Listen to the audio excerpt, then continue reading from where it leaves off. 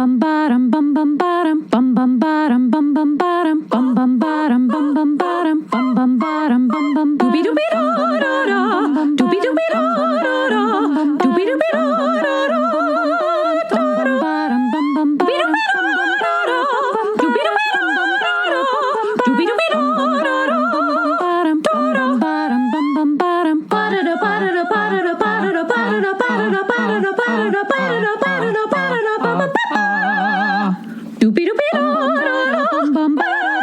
You are now in session with the Comic Book Couples Counseling Podcast. I'm Lisa Gullickson. I'm Brad Gullickson. And each month we evaluate a different iconic romance within the four-color realm. In this episode, we've got 60 bright, shining candles lit, thanks, Johnny, on a multi-tiered Fantastic Four birthday cake. To help us blow, we have a bevy of party guests acting as our love experts to share their insights into what makes Fantastic Four #1 such a milestone. It's our Fantastic Four 60th anniversary extravaganza, everybody. Insert air horn. Pew, pew, pew. Pow, pow, power wheels. This is super exciting. It's something we haven't really done before. We've had creators on the show. We've done interviews, but this is more of a, like an NPR-like program where we are talking to multiple creators and stitching their sound bites together to form a cohesive narrative, hopefully. It's meant to be like an audio essay, and a lot of work, even before we sat down at the mics, went into this episode. It was a lot of scheduling, and these people are really cool, so a lot of mediating butterflies in our tum-tums. Right. And then, you know, once we did all these conversations, Lisa and I had to go in and chop up those interviews into like segments that flow well together. So we just finished this massive scripting thing, which we normally don't do on the show. And there were some challenges between Lisa and I. Yeah, well, because of course we both have our individual point of views and how we think things should flow and go. But I think we handled it pretty well as a couple. We still love each other. Yeah, absolutely. And I love what we have come up with here because the Fantastic Four have become one of my favorite franchises, my favorite groups of characters, my favorite personalities. And it was a process to get to this realm of love. And I think that goes the same for you, Lisa. Absolutely. And so now that we're here at the 60th anniversary of their creation, we had to throw a massive party to this family. We've already had Reed and Sue on our counseling couch. Episodes 65 through 68 is all about their relationship. This is us kind of putting ourselves on the couch as fans, as a comic book community, to take time to like look into our relationship with the Fantastic Four and what it really means to us as comic book consumers. Yeah, and so we have love experts like we always do. It's just that this week they happen to be comic book creators. So 60 years ago, on August 8th, 1961, the Fantastic Four #1 hit newsstands and changed everything we know about comics. We've talked a lot about this book lately. We did a whole series on Reed Richards and Sue Storm, and we dug deep into those first critical 6 issues. Last year, we had Tom Scioli on the pod talking Jack Kirby and his biography, The King of Comics. Earlier this year, we had Abraham Reisman on the show discussing his Stan Lee biography, True Believer, and we've waged the war regarding who did what on the Fantastic Four #1. That's not why we're here today. We're here to celebrate this incredible comic, this landmark moment that forever altered the comic book industry, giving birth to the Marvel Universe as we know it today, and, in effect, our pop culture universe that we're thriving in right now. Yeah, so we've grown to love these characters and these big, bold ideas found written in the earliest pages of this comic, and that's why we got on the phone with some of our comic creator friends. Helping us commemorate the occasion are Fantastic Four Grand Design cartoonist Tom Scioli, back on the show, Marvel's executive editor and senior vice president Tom Brevoort, Stan and Jack comic creator Pete Doree, superstar writer-artist Daniel Warren Johnson, and Extreme Carnage Carnage scribe Clay McLeod Chapman. Talking FF with these folks was an incredible treat, and we're just so eager to share with you what they had to say about Marvel's first family. Just so you know, if you are enjoying these little snippets of conversation in this episode, these conversations are available to you in their entirety in our Patreon feed. Yeah, covering our bases, but also wanting to maintain these chats because they are so incredible, and I don't want to lose a sentence from them. And we are taking people's words out of context. Yeah. So we want to make that context available to you for the integrity of the conversation. And if you're like, but Brad and Lisa, I don't want to pay the one measly dollar to join your Patreon, that's okay. We have unlocked the Tom Brevoort conversation for all to listen to. So click the link in the show notes, head on over there and listen to the whole chat. Yeah. Okay, so I think it's time to get on the couch, put our fandom on the couch, and look at the Fantastic Four and our relationship with them. Of all of the creators we spoke to, we related the most to Tom Scioli's first impressions of the Fantastic Four before he had actually picked up the comic book, because from the outside, the Fantastic Four just came across as a little boring and milquetoast. Yeah, I think when you first see them, and in both for Lisa and myself, our first encounter with the Fantastic Four wasn't with the comic books, but was with the movies and the cartoons. And for whatever reason, they didn't connect with us. And it took us the turning of the pages and finding the right Fantastic Four stories before we connected to them as characters. So what you're going to hear now is three voices all talking about their first impressions of the Fantastic Four. So you're going to hear Tom Scioli, followed by Tom Brevoort, then Clay McLeod Chapman. Like the Fantastic Four, it was a little too safe, a little too Norman Rockwell, a little too comfy. And then, just down the road, you have the X-Men, which have all that kind of, they have the unresolved romantic triangles and a danger to them.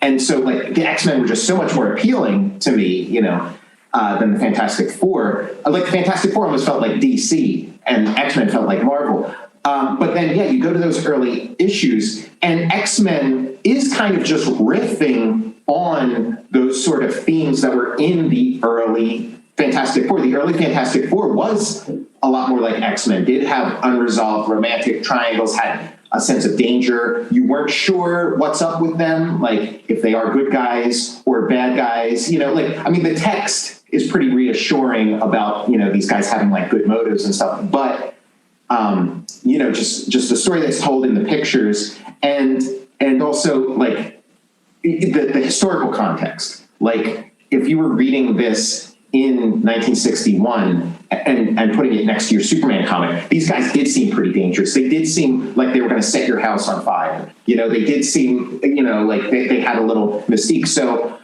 if I'm only going to do basically a large, one shot of the Fantastic Four, I want to keep that energy going as long as possible. So I made that sort of like an ongoing thing through the whole series. I think the Fantastic Four, even in a modern context, and it's a weird thing because it's such a product of its era. It's such a product of the 60s.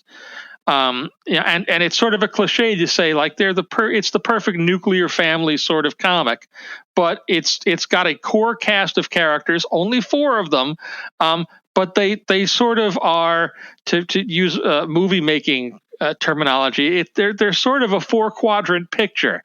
There's a character there that kind of can cover almost any point of view that people may have coming into things, not perfectly and not all universally, but there's something that relates to the human experience. Everybody, as far as I know, has families, whether they know them or not, whether they get along with them or not, whether they're the families that they create and the unions that they find with other people, or whether they are literal blood relations. And Fantastic Four is that combined with, when it's at its best, the most forward-looking and sort of positive utopian expansion of knowledge and ideas, concepts that there is. I mean, it had to have been when I was a kid. It's that, they were so like, I just remember seeing the kind of family dynamic, like the four of them, like always kind of like they were always kind of tethered together by like one rubber limb or something. Like they were always so tight. And I just, like, as a kid, I was like, oh, this is like some weird kind of like Swiss Family Robinson kind of Robinson. I don't know. Like it just felt like there was something so kind of young, youthful, wholesome to it. And again, the Fantastic Four, like you said, it was a family comic. And like I wasn't looking for that at that point, you know. It was like I related to Spider-Man, and when the Fantastic Four would show up in a comic for me, it would be like a Spider-Man comic, and just like the Thing comic that I mentioned earlier, when they'd show up in a Spider-Man comic, they'd be there to scold him and tell him everything he's doing wrong and how he needs to watch behind his ears and all that kind of stuff. Total bummers, like not something you want in your comic when you're a kid, to be quite honest. And so like I think another thing for me that kind of got me to like start appreciating the Fantastic Four was Alan Moore did that 1963 series, and there was Mystery Incorporated. And even though I wasn't super well versed in the Fantastic Four, it was very obvious to me that that's what he was doing. He was doing a Fantastic Four riff. And I thought Mystery Incorporated were super cool. I'm like, yeah, this is really neat. I like this. So it kind of, you know, in a sideways manner, kind of gave me like a little more of like an appreciation of the Fantastic Four. And then I got my hands on another treasury. It was like the Fantastic Four treasury, the one that reprinted the Galactus saga with the Silver Surfer. And then like that treasury, it was like, you know, love from then on. It was like, that's where I fell in love with the Fantastic Four, and I got it and kind of saw like, you know, like the comics that are reprinted in there are like a really smart,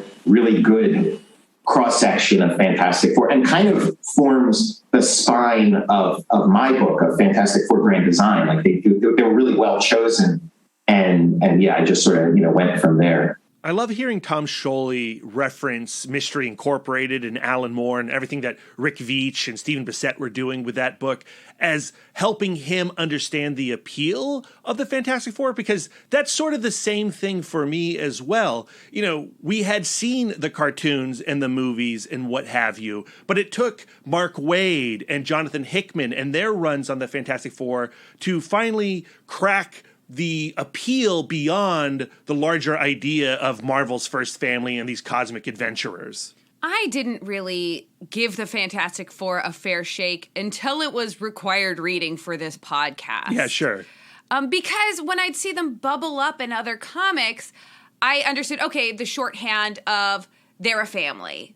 And that's the husband and that's the wife, and I get this. Yeah, and like that idea of them being cosmic explorers, you know, it is a very Star Trek-like comic, but for me, it's always been so rooted in 1961 that I never gave the people who came after Kirby and Lee any attention. But that's the thing that I find so fascinating, is how, like, you take this thing that is so 1960s and then you have to permutate it to make it relevant in its time, but still have this sense of continuity, which I think inherently creates dynamic characters who are always in conflict with their history, which I find so interesting and engaging. But hard to market to a new audience.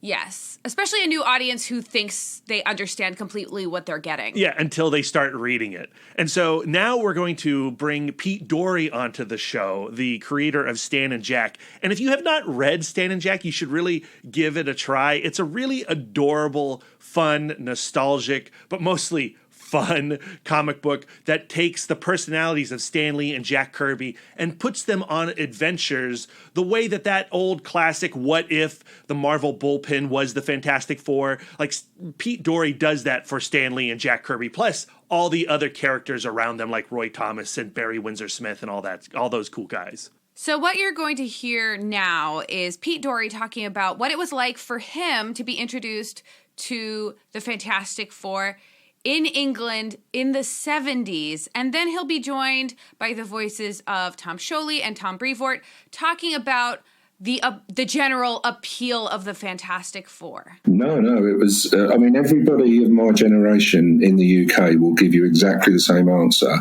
which is that we all read FF and first saw Jack Kirby, October 1972, which was, before that point, we had our own sort of homegrown comics. And British comics are generally anthologies with several serials in them, come out weekly. So we were kind of happy with those and the odd DC that occasionally came in. No Marvel came in at all, as I say, until October 72. And then they released The Mighty World of Marvel Weekly, which had the Hulk, Spidey, and FF every week. So we were just completely blown away by that, as everybody who sees Kirby and Ditko for the first time is. It was just, couldn't believe comics could be like that exciting. And we were there every week forever. And then my introduction to the Fantastic Four was like, it was always on the periphery. Like, I think the first time I encountered them, there was like a Thing comic where it was like the Thing trapped in some kind of like Pac-Man game. So that appealed to me. I loved Pac-Man. So I got, and I'd heard of the Thing from the Thing Saturday morning cartoon. So I grabbed that. And then, there's these like Fantastic Four characters who were kind of on the periphery. And I didn't really like them as much. Like the Thing was really cool. And then the Fantastic Four, like the other characters seemed like bummers. They seemed like they were always trying to hold the Thing back, trying to keep him from having fun. They were the grown-up characters. So like as a kid, of course, I'm relating to this like overgrown baby that Ben Grimm sometimes is. And so that was like my first introduction. I never saw the Fantastic Four Saturday morning cartoon when I was a kid. If I had, I'm sure I'd have like a very different relationship with the Fantastic Four, and because I've seen it, as an adult, and it's pretty great. Those Alex Toth ones. To me, Fantastic Four #1 is it's like an easy sell. Like I feel like it has aged really well, and it's one of the great comics of all time. It's Fantastic Four #1. It kind of gets you going, it gives you the essentials, and it's told in an interesting way. It's not just like A, B, C, D. It's got, flashbacks and, medias res, and, it kind of jumps around in time. It feels very modern and very timeless. And it's been, reprinted a number of times. And even like, I remember, back in maybe like the late 90s, early 2000s, they would put out these like little tiny editions that were maybe like $1 in like, that would be in like a gas station or something in black and white. And I felt like it translated really well in that it's a very complete start to finish story. In a lot of ways, it's like the first modern comic. Like it really nails that Marvel formula right out of the gate.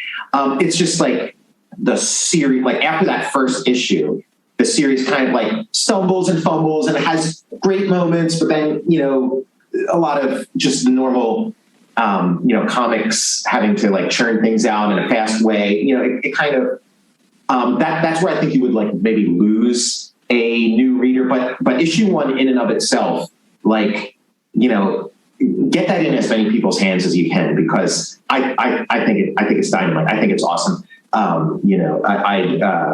Just all the stories that are in that first Marvel Treasury, like just reprint that Marvel Treasury. It's all there. Like I think that would sell like new reader on the original stuff. I mean, those first few issues, they didn't really know what they were doing clearly, and they didn't know what they had. But once they realised what they had, bang, you were away. It's one of the most creative periods just in a single run, as we all say, the Inhumans, the Black Panther, Galactus, the Surfer. It goes on and on and on, doesn't it? There were a lot of references. These were Roy Thomas written issues.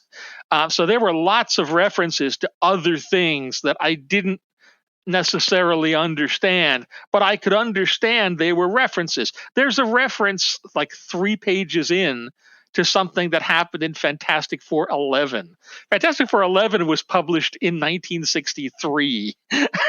So the idea that I would have to have some familiarity with the events of this comic from more than a decade before I was born, was strange but fascinating to me. Even figuring things out, like that guy's name is Reed Richards. Like, I knew Richard as a first name, but not a last name, and I'd never heard the name Reed as a first name. So I kept going, like, shouldn't he be like Richard Reed? Why is this? And I'd have kind of these questions, but that, in a sense, was part of what appealed to me about entering that universe. But also, Tom, let's be real. As much as we love Fantastic Four as a concept, we love Fantastic Four as a showcase and a big coming out party for Jack Kirby. What I love about the upcoming segments is you get to hear how Jack Kirby resonated with actual artists and how his art stood out in a way that made them curious as readers of who's making this stuff, and beginning to divorce the idea of the pictures and the words. Yeah, and so when you look at those early issues of the Fantastic Four, and more importantly, those comics that are around Fantastic Four at that time, and Marvel has recently launched this omnibus called Marvel August 1961, which publishes or reprints all the comics that came out at the same time as Fantastic Four #1. And you see a lot of really great comics. But guess what?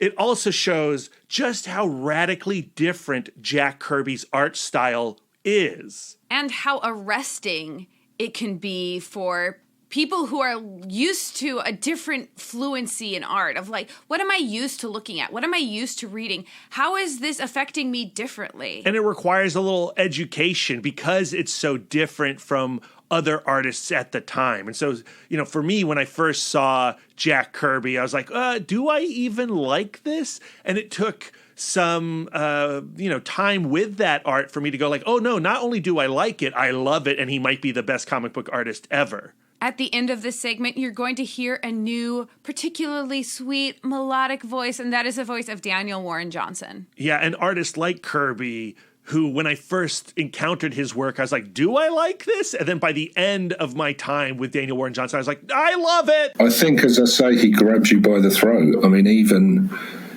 when characters are standing around, they're not standing around. They're in movement. And I think I saw... Again, it was something I didn't really consciously understand, but I think I knew it without knowing it. I saw an interview, I think it is the Kirby documentary with Mike Royer, and he says he's the only artist whose characters move in time. So the fist coming at you is 2 seconds ahead of the foot in the background, It's difficult because it's kind of like you. When I was a kid, I took him absolutely for granted, as I did John Buscema, because they were everywhere. And it was like, Kirby's great. Yeah, of course he is. Why would you say anything different?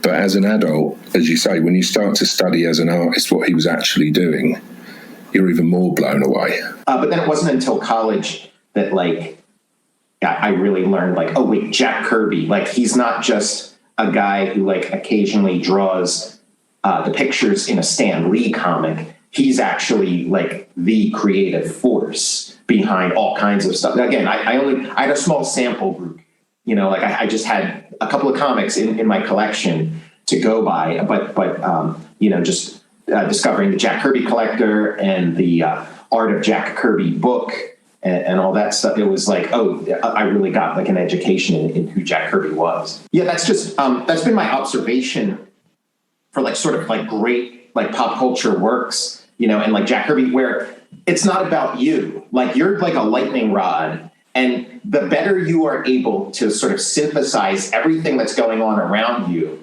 the better chance you'll have of making work that speaks to people. Yeah, I had, probably a lot of us, I printed out Kirby pencils from the Kirby collector and tried to ink them just to see how hard or easy it would be. And in a way, it is sort of easy because he puts it all there for you. So, as opposed to if you look at some of Buscema's pencils, they're basically roughs. So, when you look at an inker like Sinnott, who really just put a sheen on it, not to downplay him, but he really just went over Kirby's work and just made it more. Whereas Vince, God love him, as we all know, made it less, and rubbed out backgrounds and all this kind of thing. I was the same way when the first time I saw Kirby's lines. I was the same exact way. I was like, I don't really understand this. And then the subtlety and the kind of like the energy of it starts to wash over you in little pieces. And then all of a sudden you're like, holy shit, this is freeing. Another thing that really inspires me about Kirby is just his longevity. I'm not sure. Obviously, he made amazing characters. Obviously, he was a part of something like so much bigger than himself. But he still had that kind of, he just had a really solid presence in the industry all the way up till when he passed away. And I, in no way do I ever want to compare myself to Jack Kirby, but that's something that I aspire to.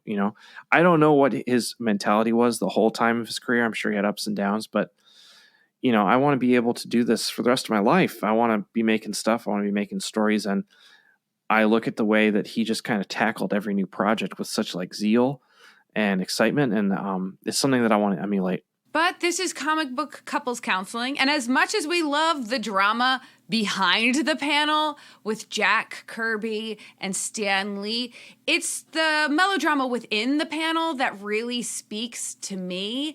And I love Tom Scioli's take on the Reed and Sue relationship, because I think that by focusing on that early crush on the Submariner, he's really put his finger right on the hot button of what makes them interesting and how the tension in the relationship that was created in the 1960s still exists today. Going back to that Fantastic Four Treasury, there's the one issue which, some people make the argument that this one might have been written solely by Kirby, even the dialogue. And that one makes such a great case for the Sue Namor relationship. They really are, the rest of the Fantastic Four are bullying her. She's like, I can't help it. I have feelings for it. Stay out of my business. This is, you guys don't understand. They're like, how can you like him? He's our enemy. He's, this and that. That was a really poignant moment. That really stuck with me. And I could see all the reasons why intellectually it would make all the sense in the world for her to marry Reed, and that she does have a real fondness and love for him and stuff. But it's the Submariner thing doesn't make a lot of sense in the light of day. But it's she loves him. And it would destroy her life. It would destroy her life if she were to go off with the Submariner. And it's that just seemed like a really compelling, to me, I was looking for where's the story with the Fantastic Four? What's the thing that makes Fantastic Four Grand Design worth doing? I don't want it to just be a retread. What's the thing I can do to give it a reason for being? And that just screamed out to me. And it came up in my research too, because beyond the Kirby era in the 70s, the writers would keep having Sue serves Reed with divorce papers and runs off with the Submariner. So I thought this is part of this book's DNA, like it or not. And I happen to like it. I happen to like that. I know some people don't. I like that aspect, and I like that it's part of this book's DNA. And I know other creators have pursued that avenue also, and it spoke to me, and so I went with that. I mean, they call them the first family. They are the archetypal Marvel team, because the JLA was just a bunch of people with the same personality standing around, really. As much as I loved the JLA in the 70s, it kind of was. They didn't really have distinct personalities.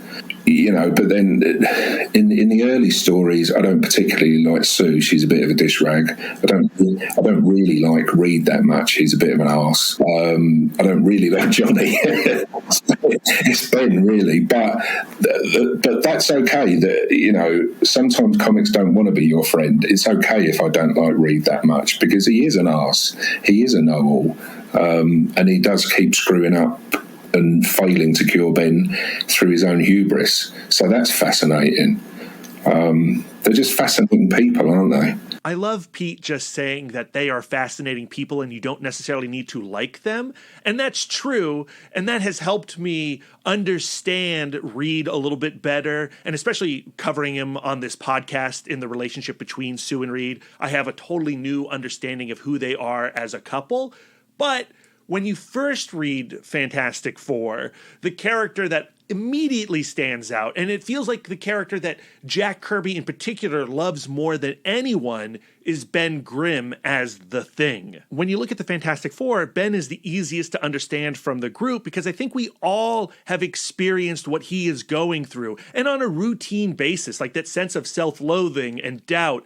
Ben puts it all out there on his rocky exterior. It's kind of funny having what Pete Doree says juxtaposed with what Clay says, because Pete is going like, he's my hero. He's the one I wanted to be growing up, where he has this conflict, but he's snappy and he's, strong. And then Chapman goes on to say, but he's inherently tragic. And what makes him so sad is something that is entirely out of his control.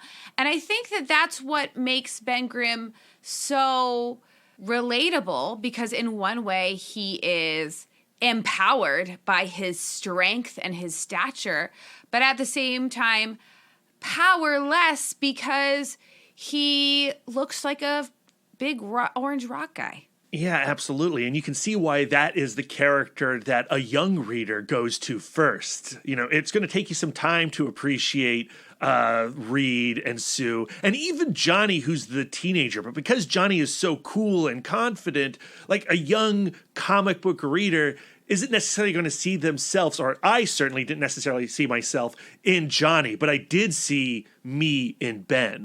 I wanted to be him, I think. I wanted to be that kind of snappy and in a way he is comfortable with it. He's much more comfortable as the Thing than he is as Ben Grimm. And yes, he's just an ordinary schmo, but I think it's that sarcasm and it's that snappiness that I like about him, because he just deals with it, doesn't he? I mean, I don't know in Marvel time how long, because there was something about years ago about that it's 5 years of Marvel life for real life or something like that. So let's say he's been like that for 30 years. Well, you've either got to adjust to it or you're going to go insane. So he does. And he's still Ben Grimm who drinks at the corner bar. That's what I love about him. And just to go back to Stan and Jack quickly, that's why I have him talk, my version of Jack, talk like Ben Grimm, because they are the same. And it's a funny way to write dialogue.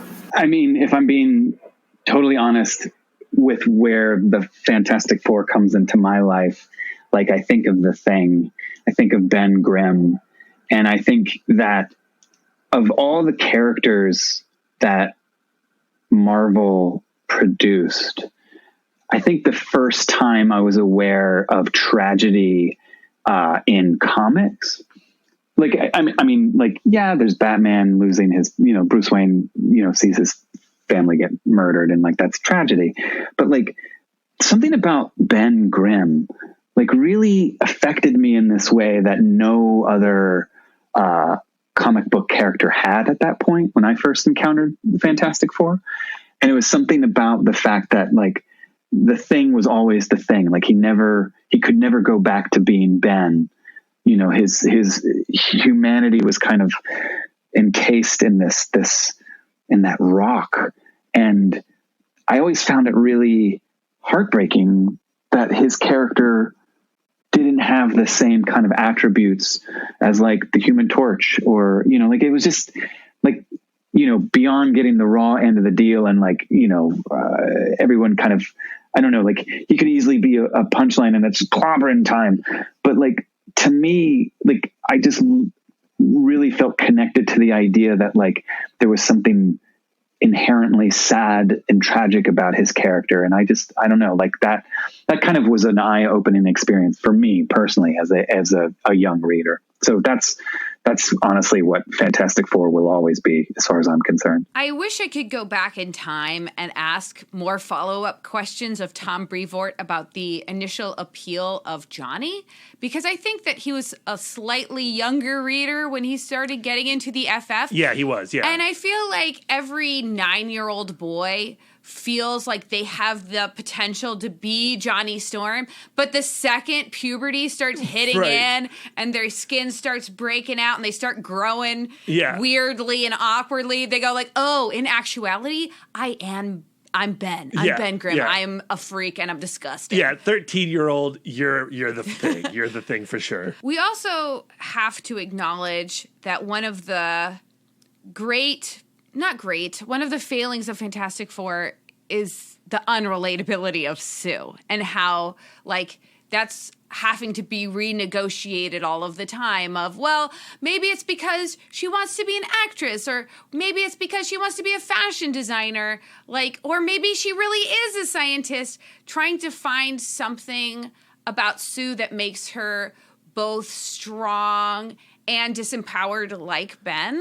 Well, I think we just have to acknowledge that we got 5 creators, friends of this podcast, who happen to be dudes, right? And so they're all going to bring very thing-like opinions to this podcast. And I would love to talk to other creators who maybe are more attracted to Sue. But yes, Sue's story is the most frustrating, especially for a modern reader going back and reading the 60s stories. She gets the short shrift over and over and over again, which is why I think that Tom Scioli's Fantastic Four Grand Design is so critical, because it tackles that issue head on and exposes the misogyny within that group. It goes back to the Fantastic Four being a product, almost like a time capsule of the 1960s, and goes back to that creation of Stan and Jack and who they were and what their perspectives were.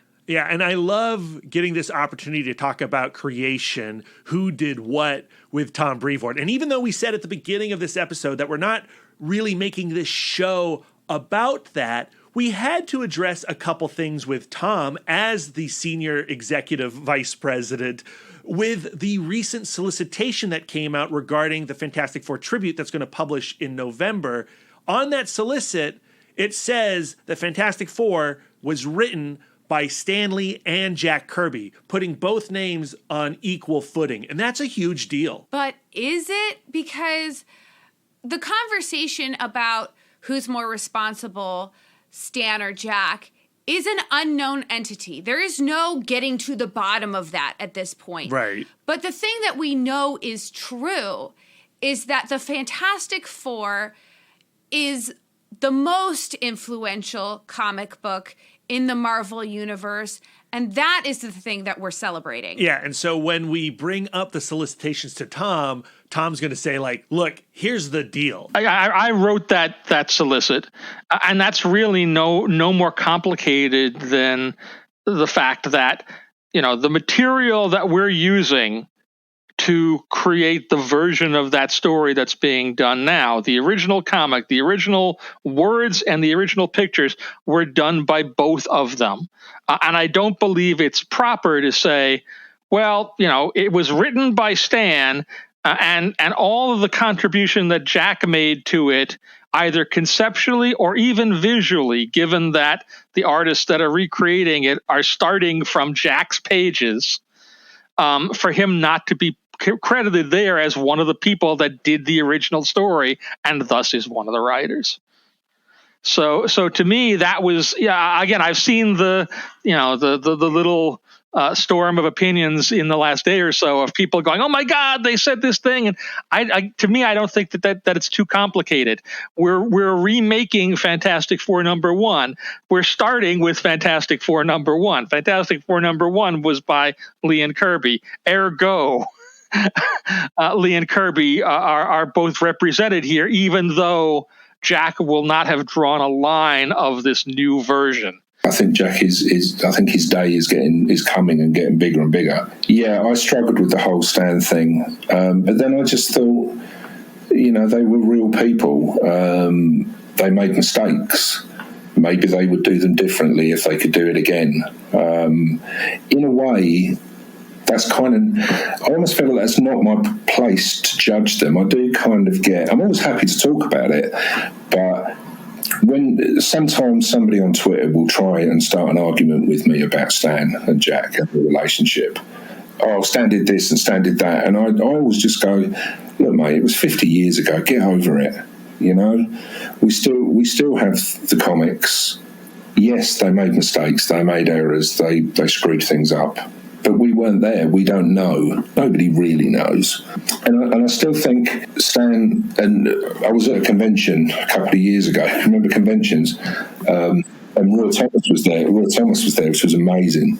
And he said, look, it would never have happened without both of them. And then he said, with Ditko as the Holy Ghost. But that's right, it wouldn't. You know, me and my friends gravitated to Marvel not just because of Jack and Steve and all the other wonderful artists and writers, but because Stan made you want to be a Marvelite. DC didn't have that. They tried it a few years later with Dick Giordano, but it didn't work. But you would totally. I still have a friend. I always annoy him by mentioning him, but one of my oldest friends does not buy DC. I mean, he does, but under sufferance. The rest of the time, it's like, no, I buy Marvel, and that's it. And that's because of Stan. I would say there's a few things. You know, obviously the drawing style, obviously the creating of new worlds. But also, you know, one thing I really appreciate is kind of Kirby kind of like, I mean, I don't know how to say this. I'm saying this with the utmost respect, Mr. Kirby, but he was the first one through the breach, and he was the first one to like get riddled with the bullets of the corporate American, you know, comic book culture of, you know, just learning how how you can be taken advantage of. And he kind of had the streets. He was forced to learn the street smarts before any of us had to learn it. A lot of these guys did. And I really appreciate that. You know, look, it's not like I'm entering into any relationship with a company being like, how are you going to screw me over? You know, because there's no way to live or work. But at the same time, it's like, you know, it just kind of following Kirby's story, it makes you wise to just how things work. I just enjoyed sort of like riffing off of what Jack Kirby was doing and what Stan Lee was doing. Like that part of it was so much fun. It felt like being in like a jazz combo or something with like some legendary musicians and stuff. So there's that. But like the Stan Lee parts, there are a couple moments where like I go into Stan Lee mode and lean into like some of his like excesses, some of like the purple prose, because I do like love a lot of that stuff too. But mainly through the series, I was trying to write in like an anti-Stan Lee style, where Stan Lee would make things as verbose and try to make things as impressive as possible, puff things up, build things up, where I was trying to like deflate balloons, just cut right to the point, say it as plainly and clearly, and maybe undersell things. So we're now entering into the final segment of the episode, and we got to talk about its anniversary, right? We got to say happy birthday, Fantastic Four, 60 years old. That's insane. What is it about this comic book series that still resonates with a modern audience? A modern audience that we have admitted to saying, like, we didn't quite get it on initial glance. But once you get into these pages, what is there to find for the modern reader? And I think what you find is legacy. Yeah. Like the Fantastic Four is like Abraham in the desert. Upon that one family, nations were built. Was there a little family drama? Yes, there was. But the Marvel Universe was built upon flawed people, and this idea that people who are making mistakes and causing drama and are not perfect can still be heroes. But even Fantastic Four #1, you know, in that month, that was a comic that was being published, and nobody thought, right, this is going to run for 60 years. Nobody thought this is going to run for 5 years. It was just, we're going to put out a comic and hopefully it will do well. And if it does well, we'll keep doing them. And if we're lucky, maybe we'll get 12 issues out of it. And so the fact that, it was the one that worked, and it was the one where, the masterminds of the Marvel Universe, Lee and Kirby in particular,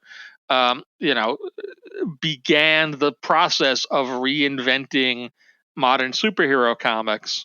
It's still, though, very much at the outset of that, and it doesn't really look markedly different from the other monster comics that came out that month, with ordinary people in street clothes contending with giant stone monsters from outer space. There's like a sort of like ping-ponging of like the past and the future and things that go on in these kind of works, because I'm like, so much of just like the larger pop culture kind of originates from Fantastic Four, Kirby's Fantastic Four, and the whole like 60s Marvel thing that has just reshaped the cultural landscape that I was born in, and that we were all born in. So it's like hard for us to separate, this from that. So it's like, I encountered, Darth Vader, Luke, I am your father, or I am your father. I encountered that before I ever encountered, Darkseid and Orion, or any of these other things. Yeah, I encountered Unicron before I encountered Galactus. So there's this like weird, and so I'm aware of that, like the irony of that, but it's so much. So when I reread this stuff, it's like, oh, let's like that plot point. It's like he's Johnny's father is being directed by the Skrull Emperor to do, and so it's like, yeah, let's lean into this, this thing and make it, put it into like a parlance that, somebody who, is, under 70 or whatever, will really get. Fantastic Four 1, was a comic that sort of changed the course of comic book history and changed Marvel and everything.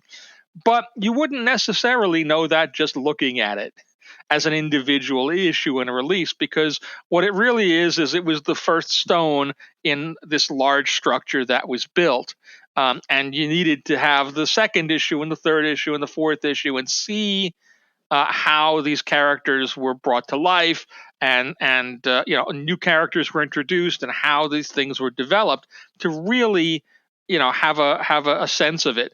It's not like Fantastic Four 1 is a bad comic, but it's not necessarily such a startling thing, particularly when you see it among the other 20 releases that are collected in the omnibus, that you go, oh my God, somebody invented the light bulb, and I can suddenly see.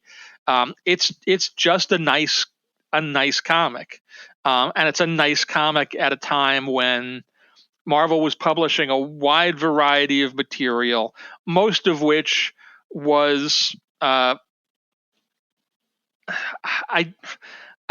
trying to find a nicer word than hack work. It was by the numbers work. Like everybody who worked on these titles and these stories were genuine craftsmen with superior skills, certainly better than the skills that I've got. But they weren't really doing anything that was designed to stand the test of time. Certainly nothing that anybody thought, 60 years from now, this will be in a massive hardcover book on people's shelves and libraries will stock it. This was all ephemeral entertainment that would be thrown away immediately after somebody read it, or after it was handed from person to person, as different kids or whomever read it until it eventually disintegrated. I don't know. There's maybe they are the kind of lodestar. Like there's almost like a North Star kind of quality to them. Like you kind of return home to, like you have your walkabout. Like the kids, they always leave home, and like mom and pops will always be there waiting for you if you want to come back. And that's the Fantastic Four. It's like, yeah, you can read X-Men or you can go off and read your Morbius. But like, you always come home to Fantastic Four. They're going to be on the front porch in their rocking chairs, just being like, hey, honey, welcome home.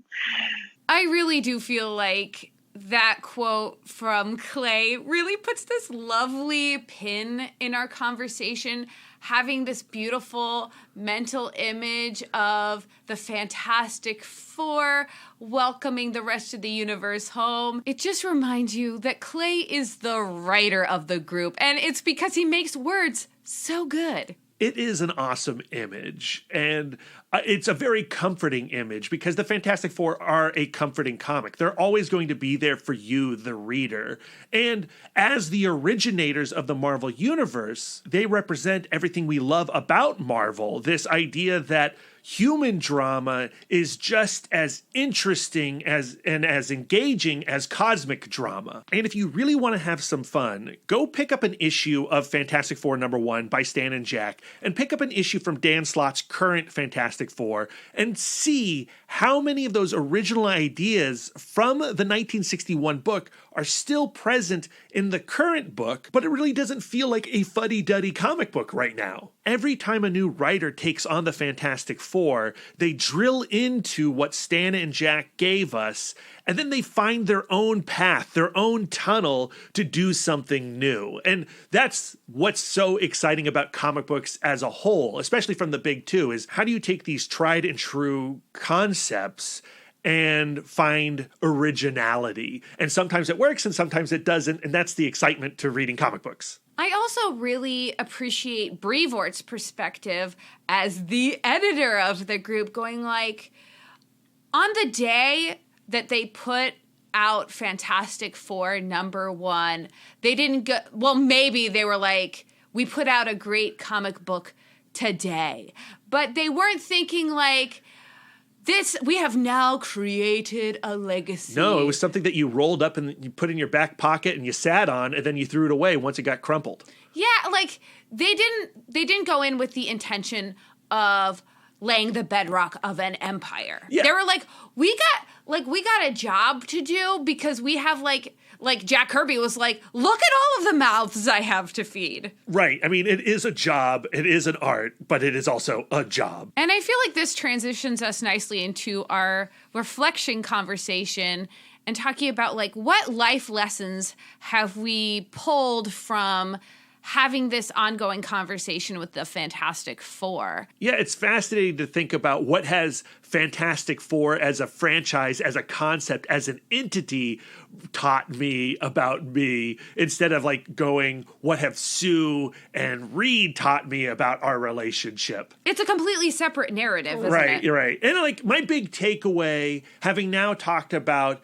Jack Kirby, the King of Comics, with Tom Scioli, having talked with Abraham Reisman about Stan Lee with his True Believer comic, having now talked to Tom Brevoort on this episode about who did what, I think where I ultimately fall is who did what is not as interesting as what they did. And going forward, I'm sure I'm still going to explore, speculations and arguments regarding the creation of the Marvel Universe, Steve Ditko, Jack Kirby, John Buscema, all those rad people, John Romita, like those fights still need to be had.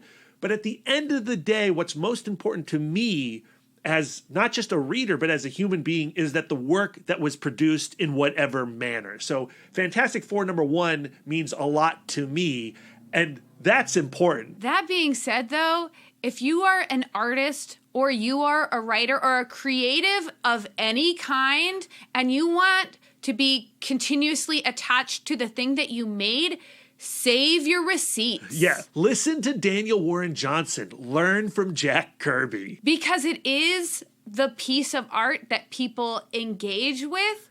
And so you have to make sure that you are continuously attached to that piece of art. Because the second someone wants to swoop in and take ownership over the thing that you made, you're screwed. Yeah, they will. So that was definitely one of my lessons. Like, when we're making art, our identity has to be attached to that art, and we have to include ourselves in the narrative around that art.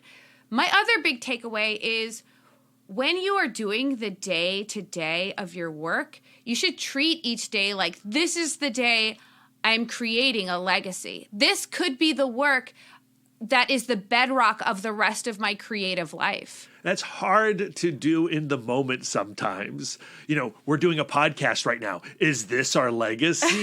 Like, it's scary to even think in terms of legacy. I don't like to do it.